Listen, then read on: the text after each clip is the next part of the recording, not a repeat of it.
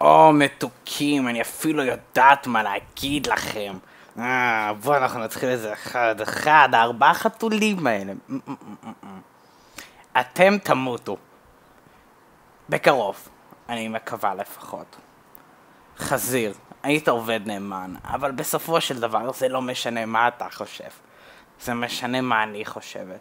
ואני כוולקיריה יודעת בדיוק מה אני חושבת. הבחור שניסה לצאת עם בילי גייטס. היית עובד נאמן, אבל עכשיו אתה תמות. טוב, אנחנו נראה, לא? ושני הדמויות שאני הכי פחות מעריכה, לא בגלל שאתם משהו מיוחד, אלא יותר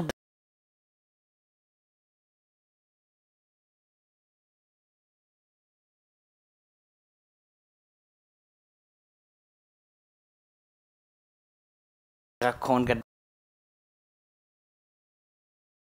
וזה לא לאהוב זקנים, כי אני יודעת שאני מיוחדת. לפנדר באמת היה אל נאמן, אבל עכשיו זה יותר לא רלוונטי. אני יודעת. אני אחליף אותו, בדיוק כמו שהחלפתי כמה כבר בעבר. We don't talk about Bruno.